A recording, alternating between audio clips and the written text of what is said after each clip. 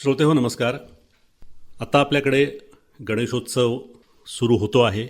त्याचप्रमाणे इथून पुढचा काळ हा उत्सवांचा आहे आणि या उत्सवादरम्यान आपल्याकडे विजेचा भरपूर वापर होतो. त्यातूनच पावसाळ्याचे दिवस आहेत. तर या अशा परिस्थितीमध्ये बऱ्याच वेळेला विजेचा धक्का लागणं किंवा विजेशी संदर्भात असे अपघात होतात. तर हे अपघात होऊ नयेत किंवा याच्याविषयी आपण काय काळजी घेतली पाहिजे ते जाणून घेण्यासाठी आज आपण आकाशवाणीच्या स्टुडिओमध्ये महावितरण कोल्हापूर परिमंडलचे मुख्य अभियंता स्वप्नील काटकर साहेब यांना निमंत्रित केलेलं आहे. काटकर साहेब, आकाशवाणीच्या स्टुडिओत स्वागत आहे. नमस्कार. नमस्कार. जसं आता मी उल्लेख केला की आत्ता सण उत्सवांचे दिवस सुरू आहेत. तर या दरम्यान बऱ्याच वेळेला विजेशी संदर्भात काही अपघाताच्या घटना आपण बघतो, वाचतो. तर याचं स्वरूप साधारण काय असतं आणि ते टाळण्यासाठी आपण काय काळजी घ्यावी असं तुम्ही काय सांगाल? सध्या आता गणेशोत्सवाचा काळ आहे आणि गणेशोत्सवाच्या काळात घरगुती गणेशोत्सवासाठी पण आपण लाइटिंग करतो किंवा वेगवेगळ्या प्रकारची विद्युत रोषणाई करतो. तसंच सार्वजनिक जी मंडळं आहेत आपल्या कोल्हापुरातील ती सुद्धा त्यांच्या मंडळाच्या ठिकाणी मोठ्या प्रमाणात विद्युत रोषणाई करतात किंवा मोठ्या प्रमाणात देखावे उभारतात. तर हे सर्व करत असताना वीज ही आपल्याला दिसत नाही, पण विजेचा झटका बसतो आणि झटका बसल्यानंतर जर अपघात झाला तर तो जीवावर बेतू शकतो. हे आपण गांभीर्यानं घेतलं पाहिजे. त्याच्यामुळं प्रत्येक ठिकाणी आपण घरात सुद्धा आता विद्युत रोषणाई करतो. म्हणजे गणपती बाप्पाची मूर्ती बसवतो, त्याच्या जवळपास आरास करतो, लाइटिंग लावतो, काही चक्र लावतो, काही मोटर्स लावतो. तर ह्या गोष्टी करत असताना आपण सुरक्षेची काळजी घेणं फार महत्वाचं आहे. म्हणजे एक साधी गोष्ट असते, आपली स्विच बोर्ड असतो, त्याच्यामध्ये आपण पिन लावायच्या ऐवजी नुसतं 2 तारा घालून त्याला आपण काडेपेटीच्या काड्या आतमध्ये घालून जर वायर लावली आणि उद्या जर ती चुकून निघाली किंवा लावताना आपल्याला सैल झाली आणि धक्का बसला तर तो जीवावर बेतू शकतो. किंवा जे लाइटिंगच्या माळा आहेत त्याला जर काही कुठं जोड लावले असतील किंवा काही ठिकाणी जोड लावलेत पण आपण योग्य प्रकारे त्याचं चिकटपट्टीनं टेपनं जे इन्सुलेशन करायला पाहिजे ते केलं नसेल तर त्या ठिकाणी पण विजेचा झटका बसू शकतो. तर हे होऊ नये यासाठी आपण सर्वसामान्य नागरिकांनी आणि प्रत्येक घरातल्या माणसांनी काळजी घेणं खूप गरजेचं आहे. म्हणजे इव्हन लहान मुलांना सुद्धा त्या आरस जी गणपतीची आहे त्या ठिकाणी जर विद्युत रोषणाई केली असेल किंवा कुठं अशी कनेक्शन्स आपण केले असतील तर त्या ठिकाणी लहान मुलांचा धक्का लागणार नाही किंवा त्यांचा हात जाणार नाही याची आपण काळजी घ्यावी. उंचीवर ते ठेवणं गरजेचं आहे. येस, आणि सेफ ठेवणं गरजेचं आहे, जेणेकरून कुठून चुकून हात लागला तरी त्यांना विजेचा झटका बसता कामा नये यासाठी आपण सुरक्षित प्रत्येक जी वायर आहे ती ठेवणं गरजेचं आहे. कुठल्याही प्रकारे विजेचा धक्का लागणार नाही किंवा कुठल्याही प्रकारे लिकेज होणार नाही याची काळजी आपण घेणं गरजेचं आहे. हे झालं घरगुती गणपतीच्या बाबतीत. याचबरोबर जे सार्वजनिक मंडळ आहेत, आता सार्वजनिक मंडळाचे मोठे मंडप असतात तर त्या ठिकाणी सुद्धा विद्युत रोषणाई मोठ्या प्रमाणात होते. त्यांचे देखावे असतात किंवा इव्हन मिरवणुका काढतात, त्या ठिकाणी सुद्धा विद्युत रोषणाई करतात. तर हे सगळं करत असताना पहिली गोष्ट तरी महावितरणकडनं अधिकृतरित्या वीज पुरवठा घेणं गरजेचं आहे. कुठल्याही प्रकारे खांबावरून डायरेक्ट वीज पुरवठा घेणे किंवा जवळच्या घरातून घेणे हे गोष्टी टाळल्या पाहिजेत. महावितरण कुठल्याही गणेशोत्सव मंडळासाठी ताबडतोब वीज पुरवठा द्यायला तयार असतं आणि त्यासाठी जी काही फक्त अर्ज आणि सोबत एखादा दुसरा कागद लागतो तेवढं त्यांनी द्यायचं आहे आणि ताबडतोब वीज पुरवठा आपल्या महावितरणचा मिळतो. त्याच्यानंतर वीज पुरवठा घेतल्यानंतर ते विजेचे जे सगळे संच मांडणी आहेत त्या मंडळाची ते त्यांनी मान्यताप्राप्त लायसन्स होल्डरकडून करणं गरजेचं आहे, जेणेकरून त्याच्यामध्ये कुठल्याही प्रकारची सुरक्षेची बाबतीत तडजोड होता कामा नये. म्हणजे ज्या त्यांनी काही वायर्स केबल्स वापरले असतील त्याची क्षमता चांगली आहे की नाही, योग्य आहे की नाही हे बघणं गरजेचं आहे. त्याच्यामध्ये कुठल्याही प्रकारचं जॉईंट्स असू नयेत किंवा लिकेज होऊ नये, कोणाला शॉक बसू नये, अपघात होऊ नये याची काळजी घेणं गरजेचं आहे. त्याच्यानंतर जेव्हा मिरवणुका असतात तेव्हा मिरवणुकांच्या दरम्यान काही मोठे होर्डिंग्स म्हणा किंवा काही मूर्त्या उंच असतात किंवा काही ठिकाणी झेंडे मिरवणुकीमध्ये असतात तर याचा स्पर्श कुठल्याही प्रकारे तारांना होता कामा नये याची आपण काळजी घेतली पाहिजे. कारण विद्युत तारेला स्पर्श होऊन स्पार्किंग होऊ शकतं आणि मग ठिणग्या पडून मग बाकीच्या गोष्टी होऊ शकतात. तर ह्याचा आपण योग्य ती काळजी घेऊन टाळता कसं येईल हे बघितलं पाहिजे किंवा टाळलं पाहिजे.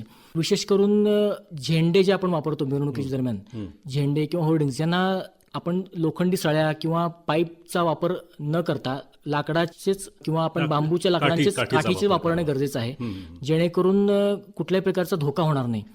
त्याच्यानंतर कुठल्याही प्रकारे विद्युत तारांना किंवा खांबांना आपण होर्डिंग लावताना स्पर्श होणार नाही याची काळजी घेतली पाहिजे.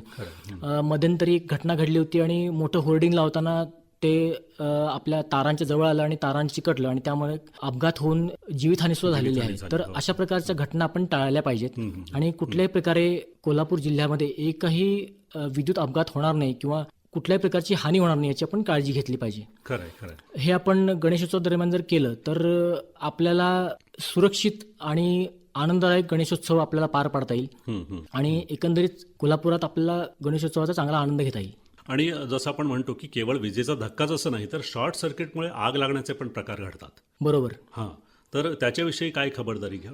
शॉर्ट सर्किटमुळे आग लागू नये यासाठी मी तुम्हाला म्हटल्याप्रमाणेच जो मान्यताप्राप्त विद्युत ठेकेदार आहे किंवा विद्युत यंत्रणा करणारा जो संस्था असेल का संस्था व्यक्ती आहे असेल? हां. त्यांच्याकडून आपण सुरक्षित पद्धतीनं काम करून घेणं गरजेचं आहे कुठल्याही प्रकारचं, जेणेकरून त्यांनी वापरलेल्या तारा, केबल्स ह्या जर योग्य क्षमतेच्या असतील आणि त्या सुरक्षित वापरल्या असतील, सुरक्षेची पूर्ण काळजी घेतली असेल तर कुठल्याही प्रकारचं शॉर्ट सर्किट होणे किंवा आग लागणे या घटना आपण टाळू शकतो. तर जसं आपण आता या उत्सवाच्या बद्दल बोललो, म्हणजे घरगुती देखावे म्हणू किंवा सार्वजनिक ठिकाणचे देखावे किंवा मंडप आणि उत्सव याच्याबद्दल बोललो, तसं एरवी सुद्धा रोजच्या वापरामध्ये आपण रोज तर विजेचा वापर करतो, सणासुदीच्या दरम्यान थोडा जास्त असतो, पण रोजच्या वापरामध्ये सुद्धा काही अपघात छोटे छोटे घडत असतात.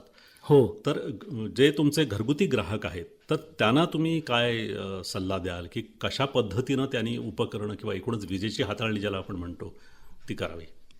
बरोबर. घरगुती ग्राहकांच्या बाबतीत सगळ्यात महत्त्वाचं म्हणजे त्यांनी त्यांच्या इन्स्टॉलेशन जे असतं, आपलं मीटर जे असतं त्याच्या पुढे आपण पूर्वी नुसतं फ्यूज लावायचो आणि काही शॉर्ट सर्किट झालं तर फ्यूज जायचा.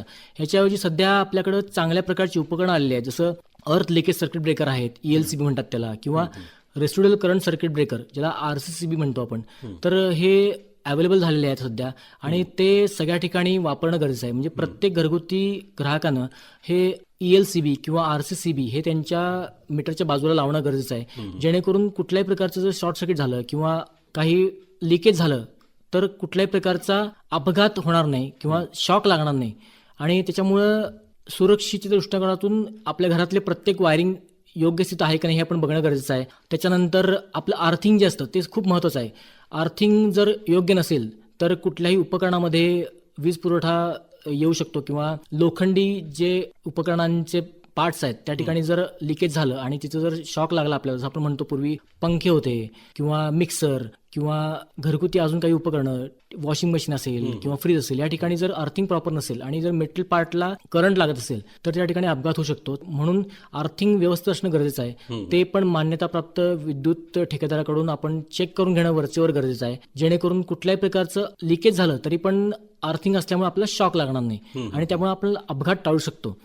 याचबरोबर सध्या पावसाचे दिवस आहेत तर बऱ्याच ठिकाणी घरगुती ग्राहकांच्या बाबतीत काही ठिकाणी लिकेज असतं, म्हणजे वरून पाणी गळतंय, काही ठिकाणी मीटर जवळ पाणी गळतं, काही ठिकाणी भिंतीवर पाणी असतं किंवा ओलसरपणा असतो भिंतीत, एक प्रकारचा ओलसरपणा असतो आणि त्या ओलसरपणा असलेल्या ठिकाणी पाणी हे विजेचं सुवाहक आहे. त्याच्यामुळं त्या ठिकाणी जर कुठल्याही प्रकारचं लिकेज असेल आणि ओलसरपणा असेल तर तो लिकेज करंट त्या ठिकाणी लागू शकतो, भिंतीवरची पण लागू शकतो. त्यामुळं या ठिकाणी विशेष काळजी घेणं गरजेचं आहे. म्हणजे आपलं अर्थिंग सुस्थित ठेवणं, त्यानंतर ओलाव्याच्या संपर्कात आपण येणार नाही याची काळजी घेणं किंवा ओल्या हाताने आपण कुठली बटणं चालू करतो बंद करतो हे टाळलं पाहिजे, जेणेकरून आपल्याला घरगुती ग्राहकांचे सुद्धा आपण सुरक्षित कसं राहता येईल याची आपण खबरदारी घेऊ.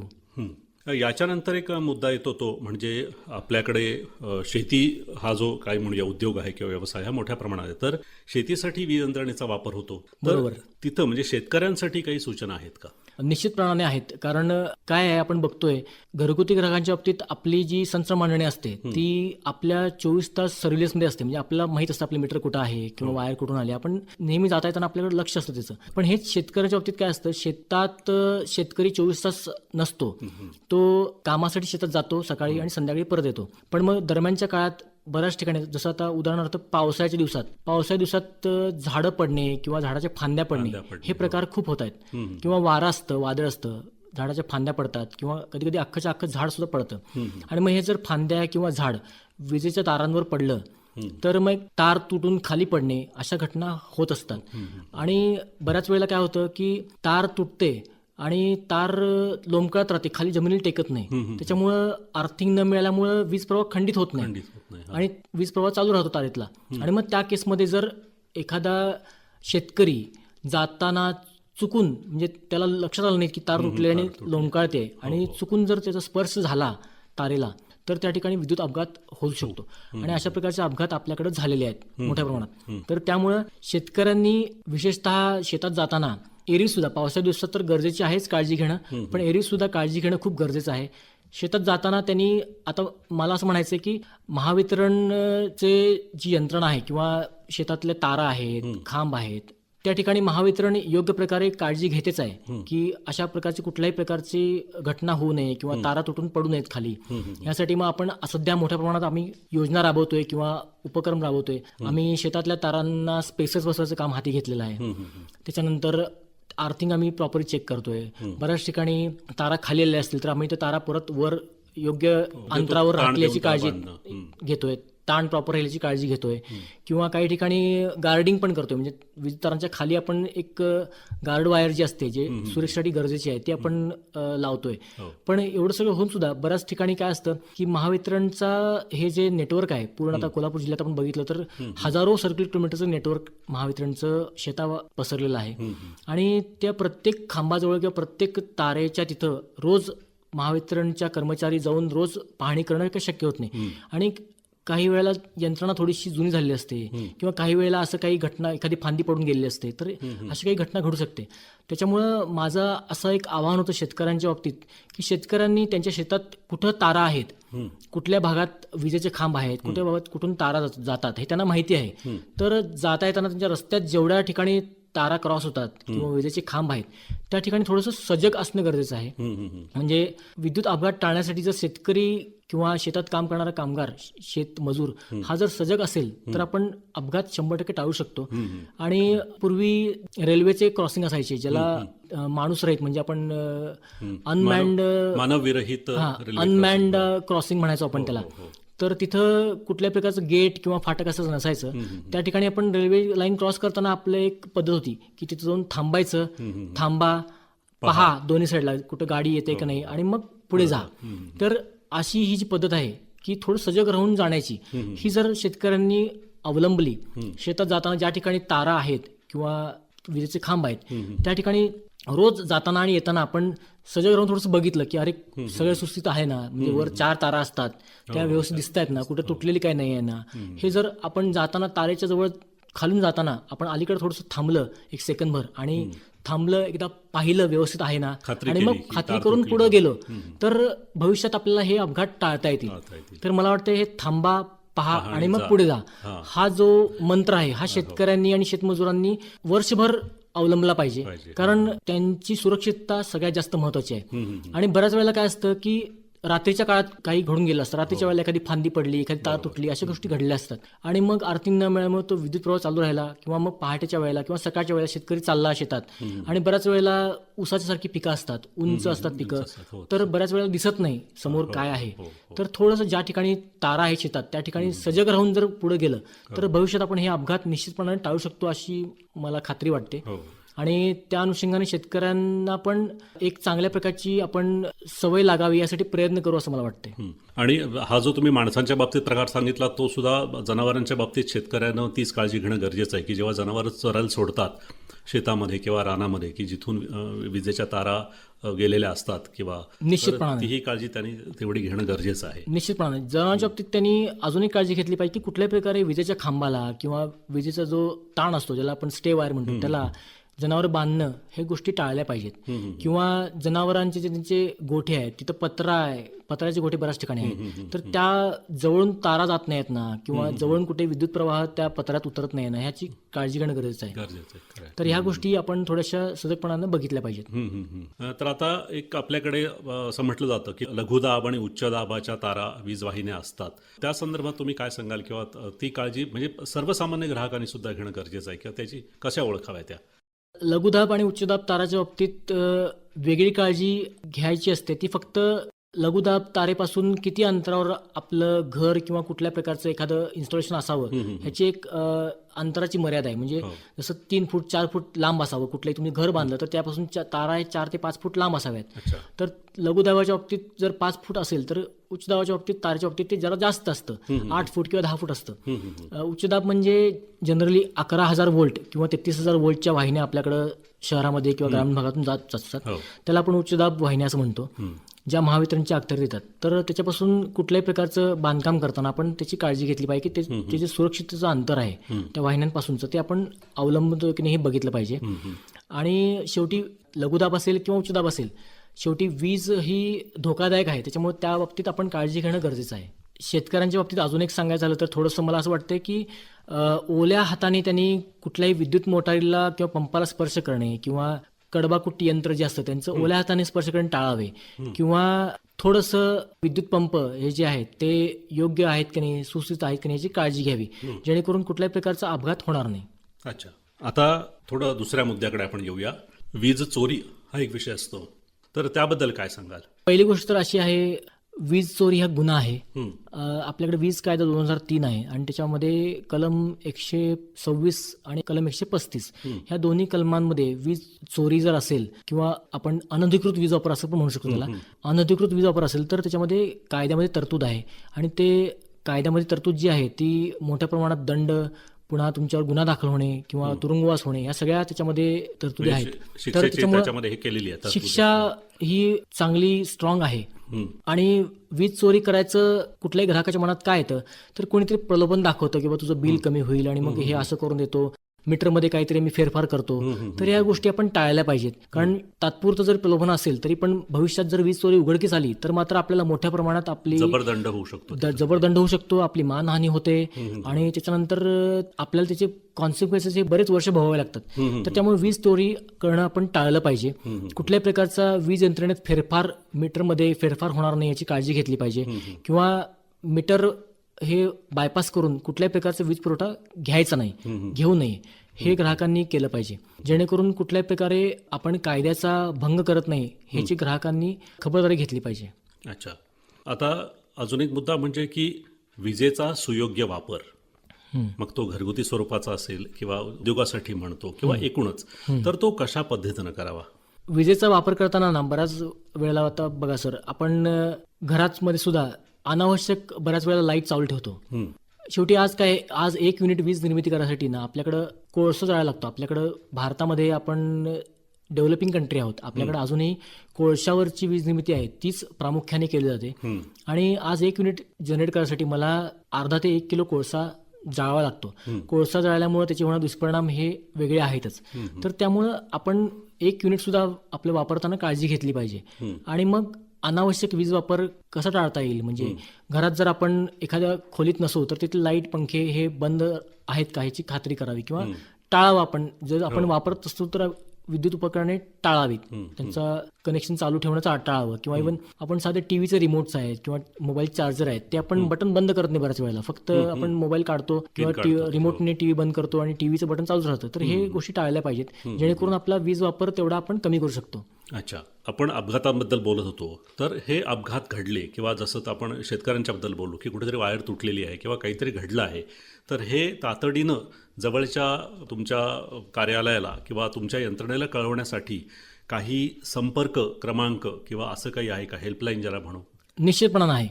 आपल्याकडे महावितरणचे टोल फ्री हेल्पलाईन आहेत आणि आपल्या महावितरणच्या कर्मचाऱ्यांचे नंबर सुद्धा आपण बहुतेक ठिकाणी ग्रामपंचायतीमध्ये किंवा सार्वजनिक ठिकाणी डिस्प्ले केलेले आहेत. किंवा आपल्या ग्राहकांकडे कर्मचाऱ्याचा नंबर ह्या बऱ्याच अंशी ग्राहकांकडे असतोच. तर एकतर महावितरणच्या कर्मचाऱ्याला ताबडतोब संपर्क करावा, नसेल तर महावितरणचा टोल फ्री क्रमांक सुद्धा आहे. टोल फ्री क्रमांक आहे 1912, किंवा दुसरा एक टोल फ्री क्रमांक आहे 1800-212-3435, किंवा अजून एक क्रमांक आहे 1800-233-3435. तर ह्या क्रमांकावर जर संपर्क केला आणि आपण जर आपली तक्रार सांगितली तर त्याचं निराकरण ताबडतोब होण्याच्या दृष्टीनं महावितरणची यंत्रणा लगेच कामाला लागते. आणि मग कन्सर्न माणसाला मेसेज पण जातो, कन्सर्न माणसाला त्या ग्राहकाचा डिटेल कळतात आणि मग तो माणूस, आपला कर्मचारी जो आहे तो त्या ग्राहकाचा संपर्क करून काय तक्रार आहे ती ताबडतोब कशी दूर करता येईल याचा प्रयत्न करतो. हे नंबर आपण पुन्हा सांगूया मराठीमध्ये सुद्धा. टोल फ्री क्रमांक आहेत 1912 हा पहिला नंबर आहे.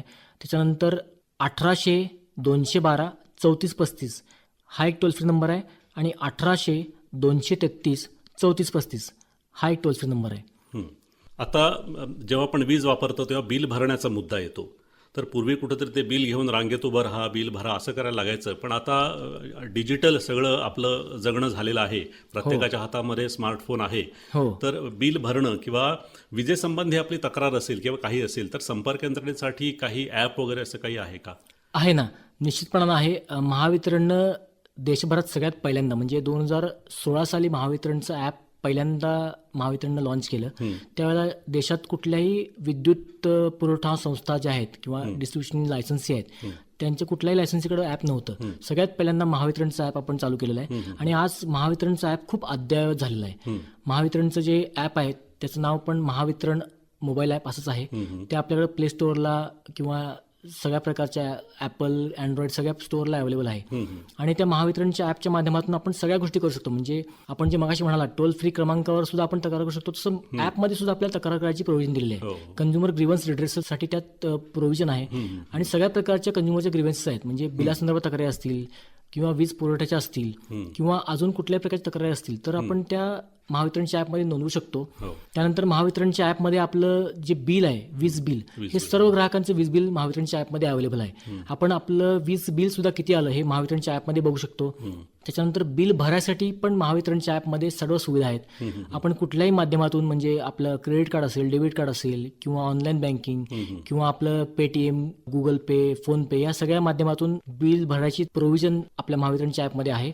आणि महावितरणचं ॲप हे प्रत्येक ग्राहकानं वापरलं पाहिजे. इव्हन महावितरणच्या ॲपमध्ये आपल्याला हे पण समजतं की आपलं बिल कधी बनलंय, किती रुपयांचं बिल आलेलं आहे, त्याची लास्ट पेमेंट डेट काय आहे, हे सगळं महावितरणच्या ॲपमध्ये ताबडतोब आपल्याला मेसेज येतो. आणि हे महावितरणचं ॲप सगळ्यांनी वापरणं फार गरजेचं आहे. आणि मला वाटतं त्या ॲपमधून आपल्याला मीटर रिडिंग हा जो विषय आहे हो तो सुद्धा मिळतो. मीटरचं आपल्याला रिडिंग पण मिळतं. मीटरचा रिडिंगचा फोटो आपल्याला अपलोड करता येतो. एखाद्या वेळेला एखाद्या ग्राहकाचा घर बंद असेल आणि आपला मीटर रीडर येऊन गेला पण त्याला त्याचा फोटो मिळाला नाही तर आपल्याला महावितरणच्या ॲपमध्ये आपण सोय केलेली आहे. महावितरणच्या ॲपमध्ये सदर ग्राहक स्वतःच मोबाईलने ते मीटरचा फोटो काढून ते रिडिंग अपलोड करू शकतो आणि ते रिडिंग आपण बिलिंग करताना विचारात घेऊन त्यानुसार बिल येतं. त्याच्यामुळे ग्राहकासाठी खूप मोठ्या प्रमाणात फायदा त्या महावितरणच्या ॲपचा आहे.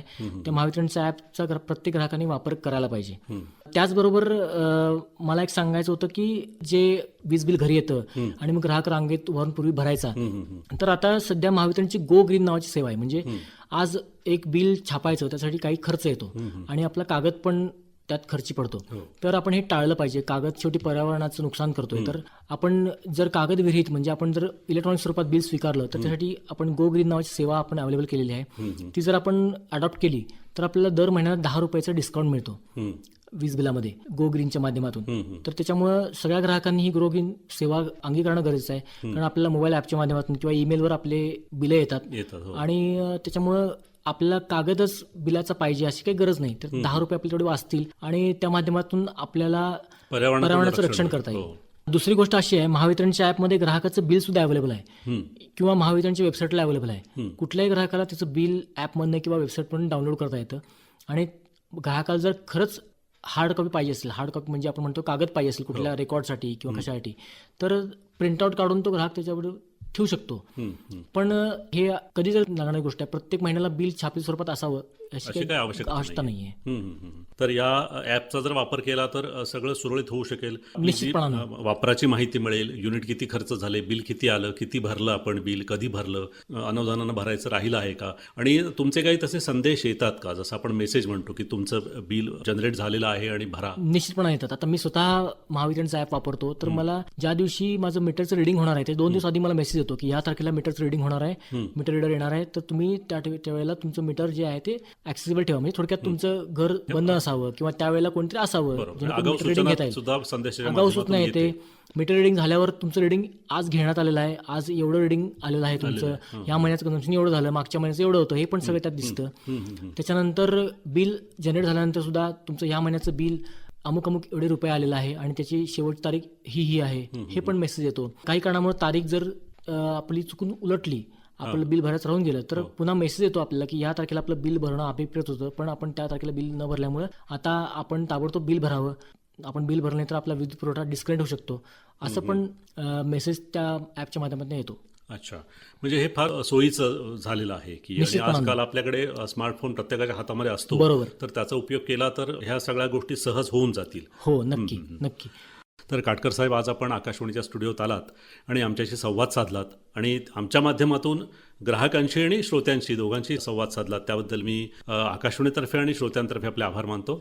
खूप खूप धन्यवाद. धन्यवाद धन्यवाद सर. आणि आपण सुद्धा आकाशवाणीच्या माध्यमातून मला ग्राहकांपर्यंत किंवा शेतकऱ्यांपर्यंत पोहोचण्यासाठी मदत केली, त्याबद्दल आपले सुद्धा खूप खूप धन्यवाद.